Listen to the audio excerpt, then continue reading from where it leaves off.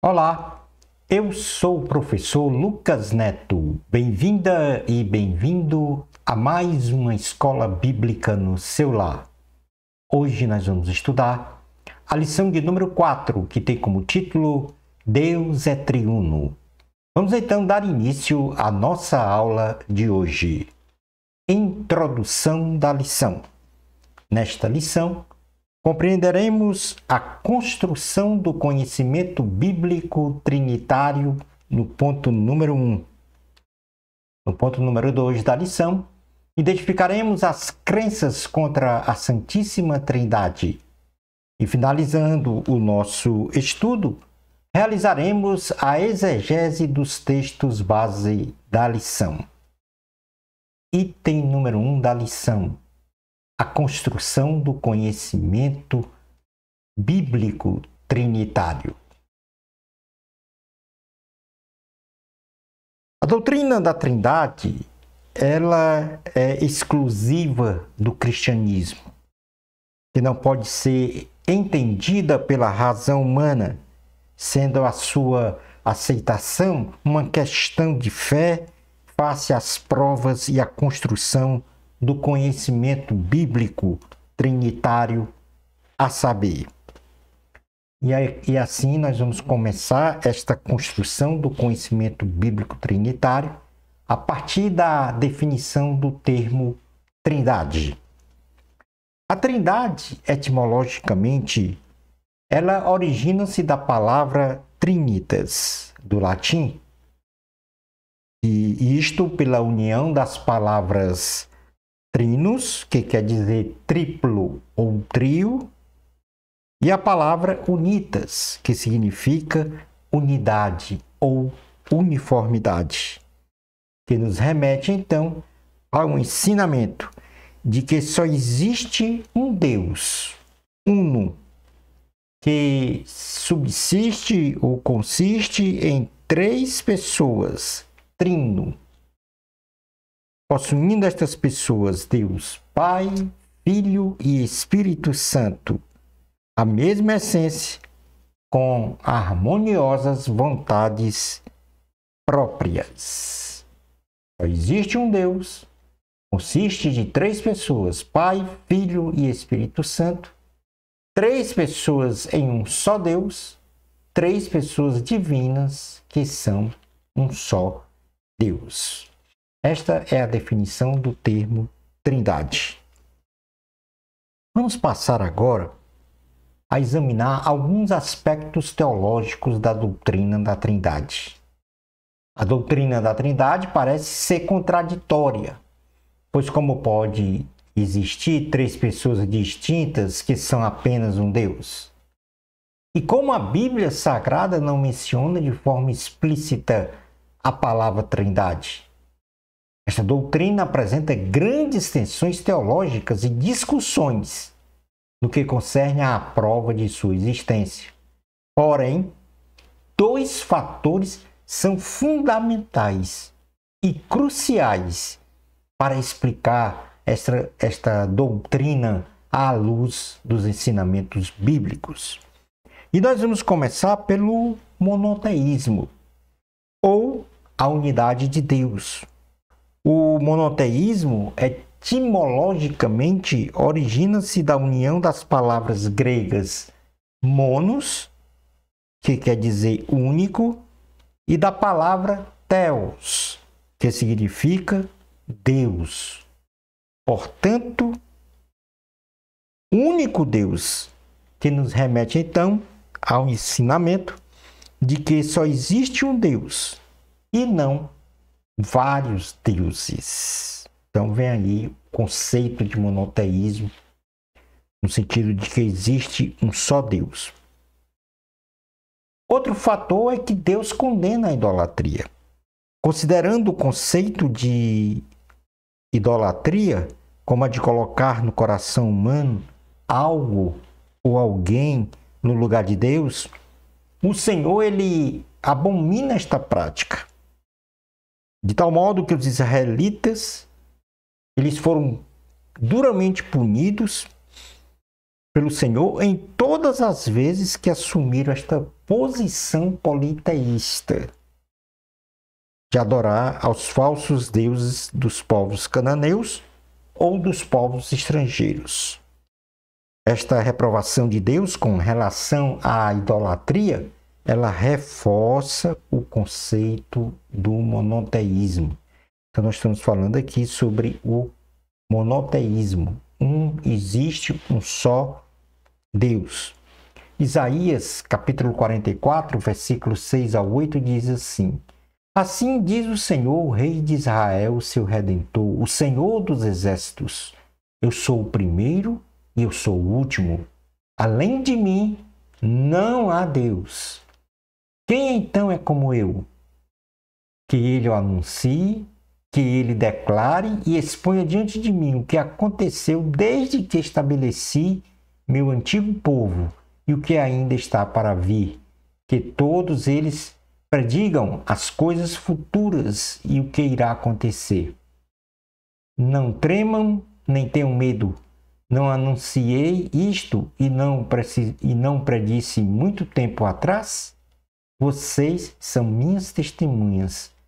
Há outro Deus além de mim? Não existe nenhuma outra rocha. Não conheço nenhuma. Porém, aqui há uma afirmação tácita da existência de um só Deus, reforçando esse conceito do monoteísmo.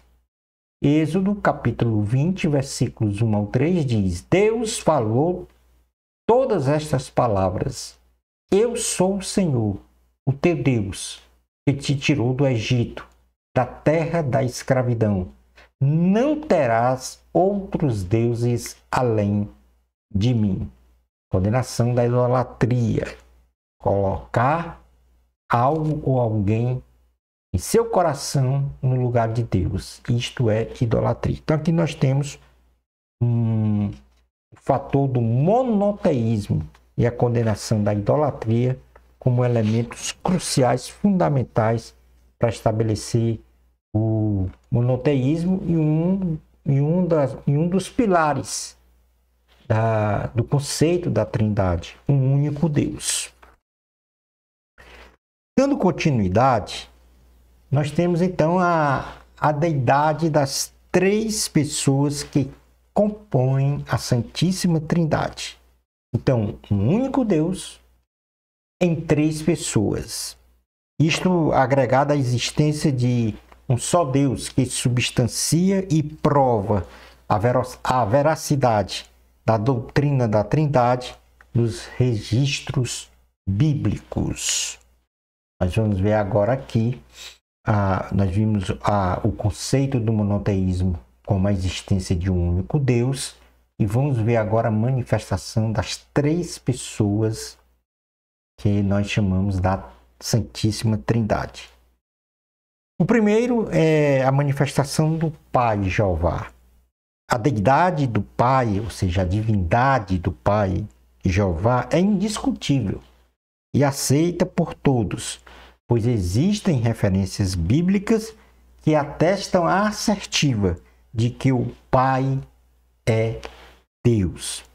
Efésios capítulo 4, versículos 1 ao 6 diz: Como prisioneiro no Senhor, rogo-lhes que vivam de maneira digna da vocação que receberam. Sejam completamente humildes e dóceis, e sejam pacientes, suportando uns aos outros com amor. Façam todo o esforço para conservar a unidade do Espírito, pelo vínculo da paz. Há um só corpo e um só Espírito, assim como a esperança para a qual vocês foram chamados é uma só.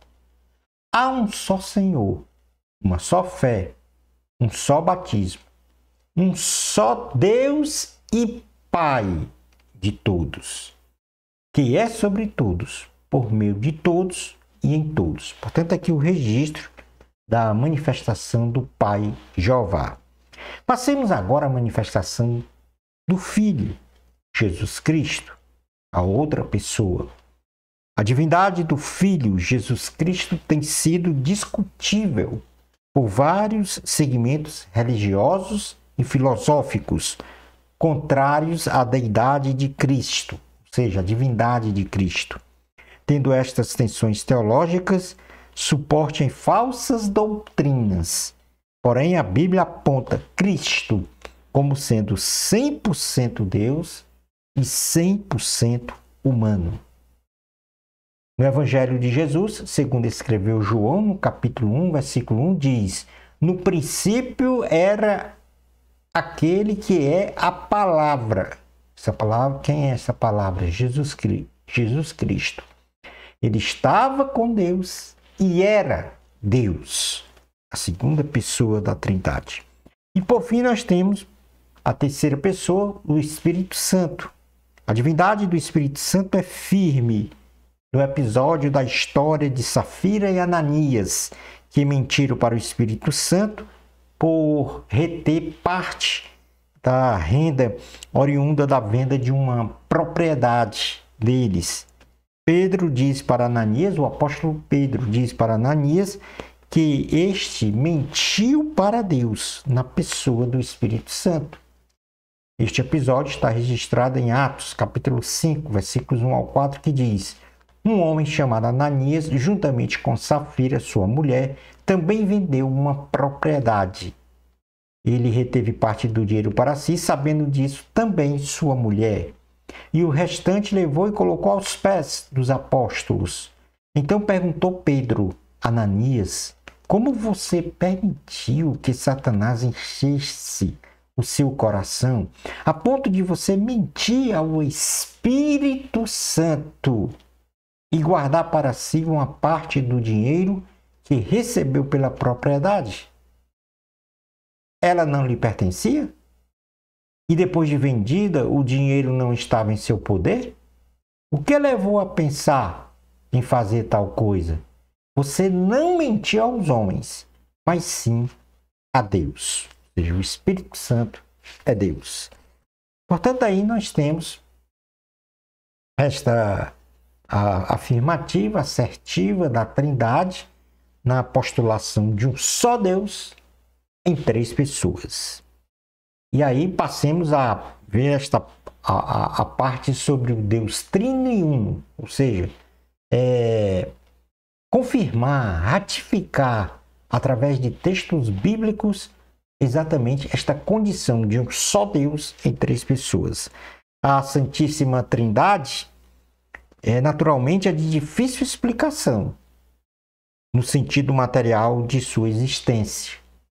Porém, a Bíblia Sagrada registra versículos que suportam a realidade da triunidade, ou seja, do Deus triuno, três pessoas distintas em igualdade de poder, de glória, de majestade, indivisíveis substancialmente falando, e que autoexistem e não dependem de nada e nem de ninguém. Então, olha aqui essas características da triunidade. São três pessoas distintas, Deus, Pai, Filho e Espírito Santo, em igualdade de poder, de glória, de majestade, indivisíveis substancialmente falando, e que autoexistem e não dependem de nada e nem de ninguém. Vários versículos bíblicos desvendam a existência de um só Deus e três pessoas, Pai, o Filho e o Espírito Santo, sendo irrefutáveis, porque são explícitos no que concerne a esta doutrina, a saber. Então nós temos aqui, nós separamos 5 situações em que aparece esta condição de um só Deus e as três pessoas, Pai, Filho e Espírito Santo. A primeira é o batismo de Jesus Cristo. O relato do batismo de Jesus Cristo, realizado por João Batista no Rio Jordão, é a mais contundente prova da triunidade. Pois Jesus, ao ser batizado, os céus se abriram e o Espírito Santo desceu como pomba e veio sobre Jesus, e ao mesmo tempo uma voz dos céus disse: Este é o meu Filho amado, em quem me comprazo. No Evangelho de Jesus, segundo escreveu Mateus, no versículo 13 ao 17, fala sobre este episódio do batismo de Jesus. Jesus, ele sai da água, o Espírito Santo veio como uma pomba descendo dos céus, e uma voz dos céus fala que este é o meu Filho amado em quem me comprazo. Portanto, é a manifestação das três pessoas em um só Deus, caracterizando aí a triunidade. Temos também a grande comissão. Este texto de Mateus capítulo 3, versículos 13 a 17, nós vamos ler no último item da lição, que fala sobre a exegese. Este é um texto base, um dos textos base da lição. Temos também a grande comissão, que também é um texto base da lição. A grande comissão, ordenada por Jesus, evidencia uma fórmula batismal, onde o batismo dos cristãos deve se realizar sob a prescrição da pessoa ser batizada em nome do Pai, do Filho e do Espírito Santo. Isso aqui foi o próprio Jesus que falou, manifestando então esta triunidade, três pessoas, um só Deus. Temos também a bênção sacerdotal impetrada pelo apóstolo Paulo à igreja de Corinto, que associa as três pessoas, Pai, Filho e Espírito Santo, em unidade e igualdade. Diz assim a palavra na segunda carta aos Coríntios, capítulo 13, versículo 14. A graça do Senhor Jesus Cristo, o amor de Deus e a comunhão do Espírito Santo sejam com todos vocês. Aqui é a manifestação das três pessoas em um só Deus, a triunidade. Temos também o tríplice testemunho de Cristo. O apóstolo João registra que o Pai, a Palavra, Cristo e o Espírito Santo, os três são um, ratificando então a triunidade. Na primeira carta de João, capítulo 5, versículo 7, diz: pois há três que dão testemunho: no céu, o Pai, a Palavra, Jesus, e o Espírito Santo. E estes três são um. Mais uma manifestação da triunidade. E por último, nós temos a pluralidade de Deus em mais de uma pessoa. Apesar da contestação de alguns estudiosos da Bíblia, pelo menos duas passagens bíblicas, elas declaram a natureza plural de Deus, dando a entender que existia mais de uma pessoa no momento da criação do homem e no envio de alguém para uma missão. Nós vamos ler aqui Gênesis capítulo 21, versículo 26, que diz: então disse Deus, façamos o homem. Olha aí a pluralidade. Façamos o homem à nossa imagem, conforme a nossa semelhança. Domine ele sobre os peixes do mar, sobre as aves do céu, sobre os animais grandes de toda a terra e sobre todos os pequenos animais que se movem rente ao chão. O denominado escudo da Trindade consolida em nossa memória o que é a Trindade, a triunidade, a saber, o Pai é Deus, o Filho é Deus e o Espírito Santo é Deus. Porém, o Pai não é o Filho. O Filho não é o Espírito Santo. E o Espírito Santo não é o Pai. Pai, Filho e Espírito Santo devem ser alvos da nossa integral adoração e também de súplicas e orações, sendo esta última atividade sempre realizada em nome de Jesus, conforme a instrução do nosso próprio Mestre. João, capítulo 16, versículos 23 e 24, diz: naquele dia vocês não me perguntarão mais nada. Eu lhes asseguro que meu Pai lhes dará tudo que pedirem em meu nome. Até agora vocês não pediram nada em meu nome.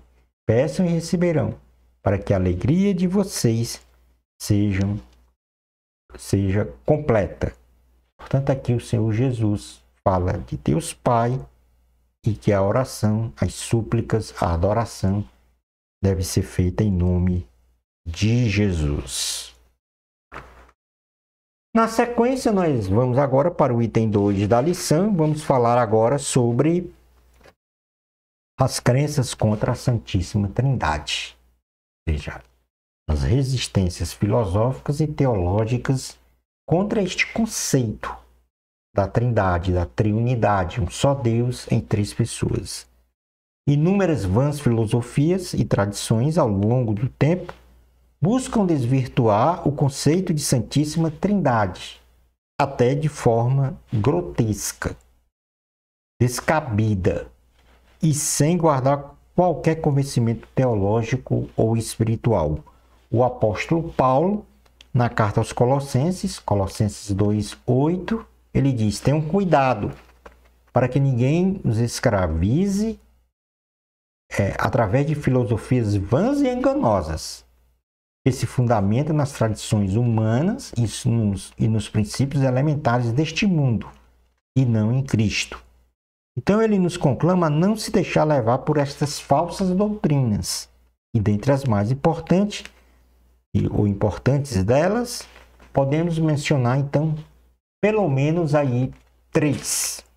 Nós temos o monarquismo dinâmico ou adocionismo, é concebido e consolidado entre os séculos 2 e 3 por Teódoto. Esta concepção relacional de Cristo com o Pai atestava que Deus atuava por meio de Jesus Cristo e que Jesus teria recebido poder após o seu batismo nas águas, sendo ele um homem comum antes deste evento. Portanto, esta filosofia nega a divindade de Cristo e coloca que Cristo só recebeu poder divino no batismo. É o que nós chamamos de monarquismo dinâmico ou adocionismo.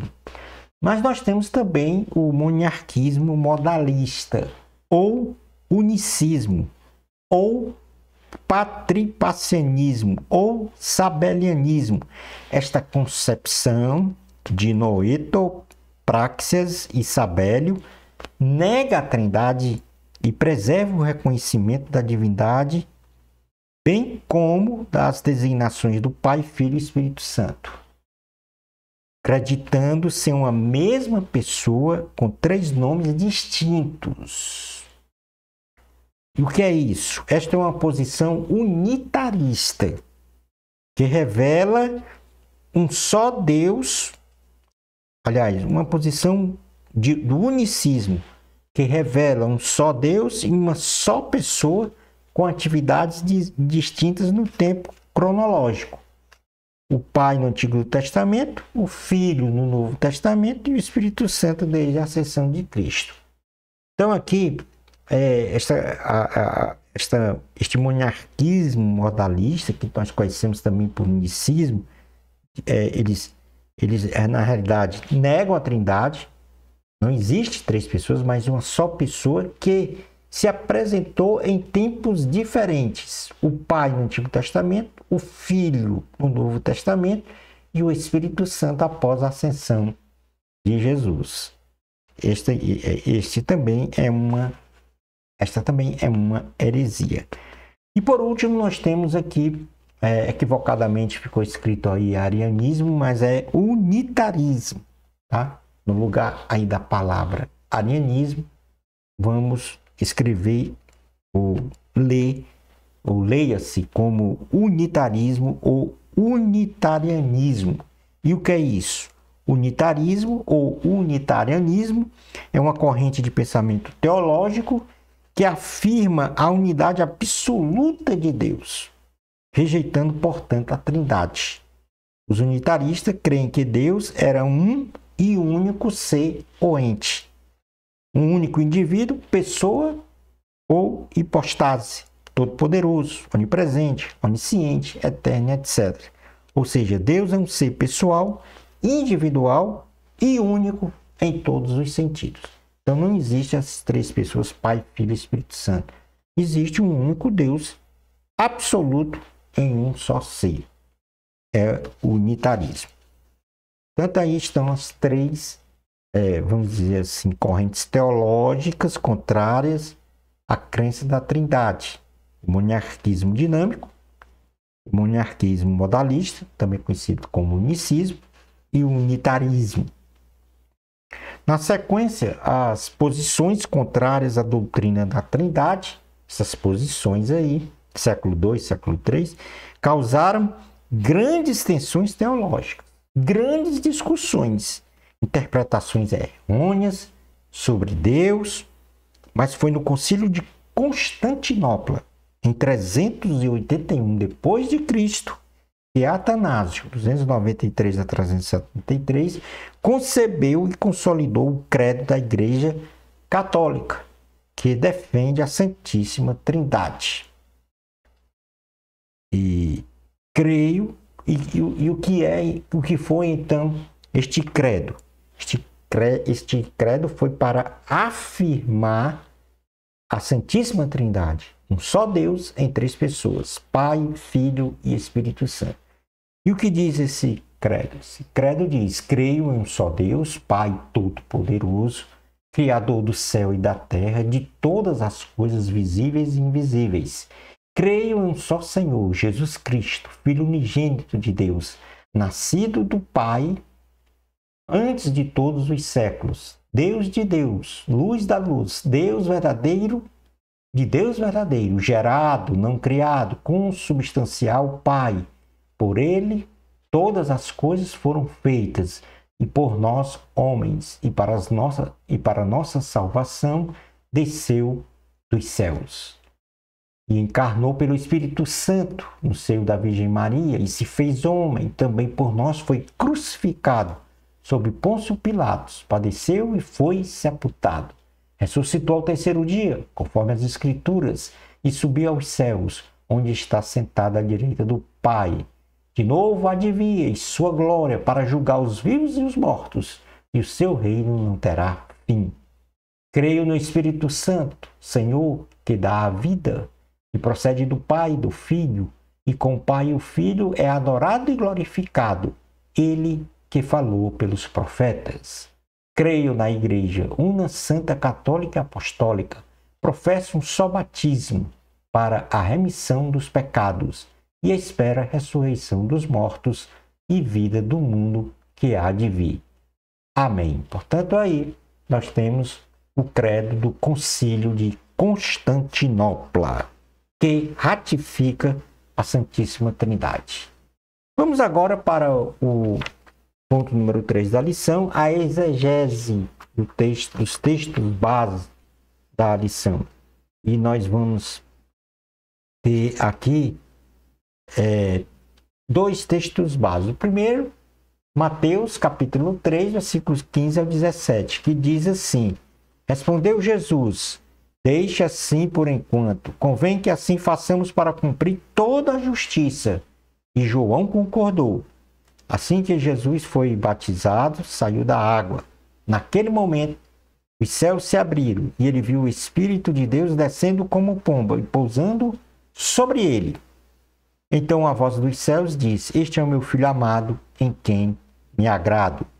Muitos consideram que esta passagem bíblica, que narra a ocasião do batismo do Espírito, do batismo de Jesus nas águas do Rio Jordão, esta passagem é a mais notável, que suporta a doutrina da Trindade, onde no mesmo espaço de tempo e lugar temos a presença materializada do Deus único, Pai, Filho e Espírito Santo, em três pessoas. O Pai eterno se manifesta pela voz dos céus. O Filho de Deus, Jesus, saindo da água, e o Espírito Santo descendo como uma pomba sobre Jesus, caracterizando então a Santíssima Trindade. Mateus capítulo 28, versículos 19 e 20 é o outro texto. Portanto, diz assim: portanto, vão e façam discípulos de todas as nações, batizando-os em nome do Pai, do Filho e do Espírito Santo, ensinando-os a obedecer a tudo o que lhes ordenei, e eu estarei sempre com vocês até o fim dos tempos. Aqui, Jesus, na grande comissão dada aos seus discípulos, ou seja, para ir e pregar o evangelho em todo o mundo, ensinar sobre o reino de Deus, menciona o procedimento do batismo dos fiéis em nome do Pai, do Filho e do Espírito Santo, caracterizando então a Santíssima Trindade, um Deus único em 3 pessoas. Concluindo então a nossa aula de hoje, Jesus, na grande comissão dada aos seus discípulos, menciona o procedimento do batismo dos fiéis em nome do Pai, do Filho e do Espírito Santo. Ou melhor, a conclusão. A doutrina da Trindade, ela é visível e real nas páginas da Santa Bíblia. Porém, a totalidade desta doutrina, para a razão do raciocínio humano, é incompreensível, sendo este um mistério, que a plenitude de sua compreensão, ela se dará quando formos para o céu. Aleluia! Shalom! Adonai! Na próxima lição da nossa escola bíblica no seu lar, nós vamos estudar a lição 5. Jesus é Deus. Bênçãos especiais de Jesus para você. Amor a Cristo, a glória é de Deus. Até a nossa próxima escola bíblica no seu lar. Isto, se Deus permitir.